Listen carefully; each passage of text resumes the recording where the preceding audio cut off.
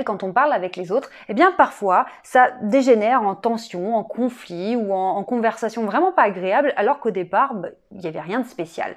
Aujourd'hui, on va parler du problème de la mauvaise interprétation. Parce que ce qu'il faut comprendre, c'est que quand nous on dit quelque chose, eh bien l'autre aussi va le recevoir d'une certaine façon. Donc il y a deux facteurs qui vont rentrer en compte dans l'interprétation. Pourquoi une personne, quand je vais lui dire on n'a pas de pain pour ce soir, peut l'interpréter comme soit bah oui, ok, c'est vrai, c'est une information, on n'a pas de pain, ou alors comme si c'était une demande, on n'a pas de pain pour ce soir, sous-entendu, va vite en acheter, ou alors encore pire, comme un reproche, on n'a pas de pain pour ce soir, sous-entendu, t'as pas été foutu d'acheter du pain, vraiment, je peux pas te faire confiance. Donc là, on se dit finalement d'une même phrase, ça peut complètement dégénérer ou être traduit d'une façon ou d'une autre. De quoi ça dépend? Ça dépend de deux facteurs et vous allez pouvoir étudier ça dès aujourd'hui dans votre quotidien et vous allez voir que ça change tout. À partir du moment où on a conscience de ces deux facteurs, eh ben, les relations vont déjà beaucoup mieux. Avant de vous révéler ces deux facteurs, je vous rappelle que vous avez accès à ma formation gratuite en cliquant sur le lien juste en dessous de cette vidéo. Vous cliquez sur la formation Super Communicant et vous allez devenir un super communicant. Attention, je vais bientôt faire une nouvelle conférence en live et attention parce que c'est de plus en plus lourd. Maintenant, à chaque fois que je vous prépare une conférence, attention, ça va déménager. Donc, restez bien au courant là sur la chaîne. Abonnez-vous si tous ces sujets vous intéressent, mais tenez-vous bien au courant parce que je vais vous donner bientôt la date de mon prochain live. Alors, le premier facteur qui rentre en compte dans ce problème d'interprétation, évidemment, c'est votre façon de dire la phrase. Et oui, vous êtes émetteur du message, pour le récepteur qui est en face, vous l'émetteur du message en fonction de l'intonation, de l'expression de votre visage, de toutes ces petites choses, eh bien, vous allez orienter inconsciemment, en fait, pas exprès, mais dans votre façon de parler, vous allez orienter la personne vers telle ou telle interprétation. Et oui, vous avez votre rôle à jouer et donc passer en mode acteur parce que c'est important.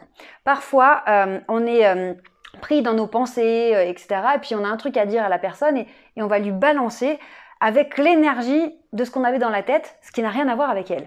Et donc, la personne peut se sentir un petit peu attaquée ou elle va interpréter la phrase, par exemple, on n'a pas de pain pour ce soir, elle va peut-être l'interpréter en mode reproche, alors que non, pas du tout, elle n'a rien à voir. Vous êtes accaparé par vos pensées, vos problèmes du boulot, etc. Il y en a plein la tête, la charge mentale du boulot.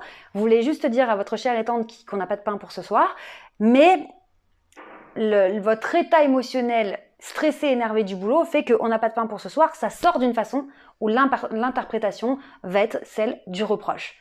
Donc, en face, si la personne n'est pas n'est pas une adepte de la communication non violente et qu'elle prend ça de plein fouet, elle se sent attaquée, elle va contre-attaquer et donc juste de cette phrase « on n'a pas de pain pour ce soir », ça peut partir en vrille complètement juste parce que dans votre façon de dire la phrase, dans votre jeu d'acteur, eh bien vous avez orienté la personne vers la mauvaise interprétation juste parce qu'en fait vous étiez dans un état émotionnel négatif dû à autre chose. Donc c'est quand même dommage.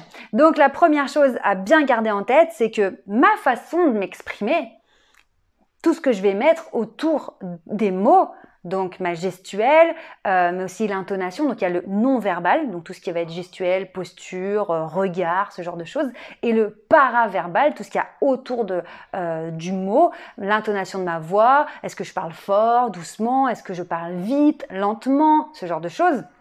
Tout ça va orienter mon interlocuteur vers telle ou telle interprétation. Donc voilà, vous n'êtes pas totalement innocent là-dedans, il y a aussi votre part à jouer. Maintenant, on a un deuxième facteur qui rentre en compte, évidemment, c'est du côté du récepteur du message de votre interlocuteur. Quel est son état émotionnel? Parce qu'on le sait bien, quand tout va bien, qu'on est détendu, on n'est pas stressé, on prend les choses de manière plutôt factuelle en général. Voilà, on n'a pas de pain pour ce soir. Ah oui, tiens, t'as raison, c'est vrai chérie, excuse-moi, c'est vrai, j'avais pas vu, on n'a pas de pain pour ce soir. Je me sens pas du tout attaquée ou je me dis pas la personne veut absolument que j'aille en acheter. Je prends les choses. Oui, c'est vrai qu'on n'a pas de pain pour ce soir. Ouais, c'est vrai. Parce que je suis détendue. Maintenant, si pareil, je suis tracassée à cause d'une mauvaise nouvelle, quelque chose qui me stresse, ou du boulot, ou peu importe, je suis pas bien, je baigne dans un état émotionnel très négatif, peut-être avec beaucoup d'angoisse, eh bien la phrase qui va arriver, si en plus l'émetteur du message, vous en l'occurrence, vous faites pas bien votre jeu d'acteur et que vous balancez la phrase d'une manière voilà, un peu biaisée, eh ben, je vais tomber dans le panneau et parce que je suis stressée, angoissée, pas bien, j'entends une phrase « on n'a pas de pain pour ce soir » sur un ton sec et un peu énervé, ce qui n'avait rien à voir avec moi au départ, et ben je le prends mal et je le prends pour moi et donc je le prends comme une attaque et comme je suis déjà énervée, stressée, angoissée, je ne vais certainement pas arriver à prendre du recul et de la hauteur dans cette situation. Je vais répondre avec ce qui s'appelle le cerveau limbique, le cerveau des émotions, non plus avec mon cerveau où j'ai le temps de réfléchir, de raisonner, de me dire ce n'est pas parce qu'on me dit qu'il n'y a pas de pain ce soir que je dois forcément le prendre comme un reproche. Je vais d'abord confirmer auprès de mon interlocuteur pour voir si c'est vraiment un reproche avant de m'énerver. Non, j'ai pas le temps. Je prends le truc, ça m'atteint en plein fouet parce que je suis stressée, fatiguée, angoissée et boum, je réagis de manière instinctive, animalière, et je contre-attaque. Et là, c'est facilement attaque contre attaque. Et là, ça escalade. On n'a plus de pain. Oui, ben, c'est pas forcément toujours à moi d'y penser. Ouais, mais en même temps, je peux pas tout faire dans cette baraque. Oui, mais c'est toi qui as dit à ta mère de venir manger ce soir. Et qu'est-ce que t'as contre ma mère? Et voilà quoi. Vous pouvez facilement vous imaginer la scène. Donc, cette histoire de problématique d'interprétation, on la vit au quotidien. Donc, attention à votre façon de dire les choses. Si c'est sorti de la mauvaise façon, vous avez tout à fait le droit de dire « Ah oui, non, excuse-moi, c'est vrai que j'ai pas mis le bon ton » ou non, j'avais l'air sec, mais non, pas du tout, j'ai rien contre toi, je suis juste tracassée à cause du boulot, là, ou j'ai eu une mauvaise nouvelle, excuse-moi, il n'y a rien contre toi. » Je peux aussi rectifier, hein, quand j'ai eu un mauvais jeu d'acteur, je peux m'en rendre compte et dire à l'autre « Non, non, mais le prends pas pour toi, je suis énervée, mais rien à voir avec toi. » On peut. Et puis, de l'autre côté aussi, quand je prends quelque chose super mal, je peux aussi me poser la question « Est-ce que vraiment c'est une attaque? Est-ce que vraiment ma réaction là en mode animal est justifiée? Ou est-ce que je serais pas un petit peu à fleur de peau là? » Donc c'est vraiment cette idée de se dire la communication, c'est pas juste on balance des choses comme ça et puis l'autre forcément c'est l'autre qui réagit mal. C'est dans les deux sens. Et quand on commence à prendre conscience de ça, on commence à analyser finalement ce qui se joue au quotidien.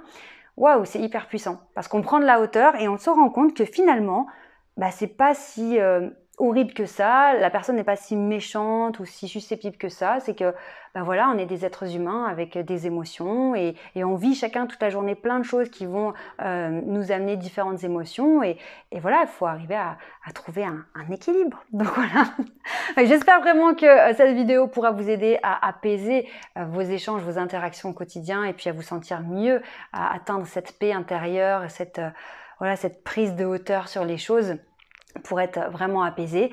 Et puis, n'oubliez pas de vous abonner à la chaîne si tout ça vous intéresse. Je vous embrasse très très fort et n'oubliez pas que vous méritez de réussir, vous méritez d'être heureux. Ciao!